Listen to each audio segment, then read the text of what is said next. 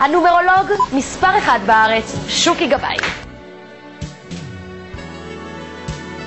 בסוף אני מתחיל לדבר עם משהו. זה שפות. אתם פתאום תתחילו להבין את השפות. רק תזכרו את הקודים, תסתכלו על הילד, כי ילד לא בלב.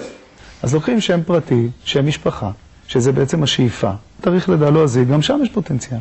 אז אני אומר, היא יוצאת, זה גיל 30, 39 זה פה. היא יוצאת לדרך בגיל 21. כמה זה עוד 9 שנים? כמה זה פה? 30. עוד 9 שנים. כמה זה פה? 39. 40, 41, 42, 43. איזה שנה היא? 5. מה היא רוצה לעשות? שינויים.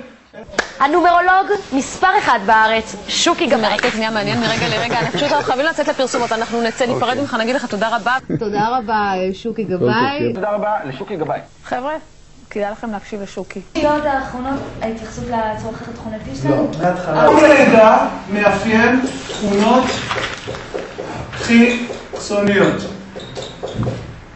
זה נכון מאוד, איך הוא עזר? להבין שיש לי עוד כלי מעבר לחזות שאני אמורה להשתמש איתו בעתיד. בוא נדבר עכשיו, בוא נדבר ברומו של עולם, גורל. אם בשביל גורלך 6, אתה תמצא אישה שתתאים איתי סוגיה בחיי סדרי עדיפות משפחה, הווה אומר מורה זה מתאים. אתה יודע? אותו דבר.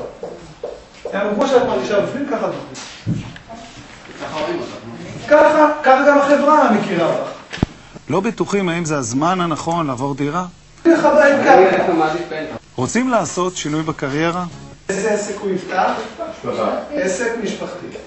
חוששים להיכנס למערכת יחסים חדשה? זה דורית, ואתם תבינו למה היא התחתנה בגיל 21. מה הייתה המטרה שלה? משפחתיות. אז היא הייתה צריכה לעשות פה רק משפחתיות. לדבר. להפעיל את פיך ככלי עבודתך. איך השם שלנו מבטא את הכישורים שלנו, ומה בתאריך הלידה מראה את הכוח הפנימי ואת דרכנו בחיים.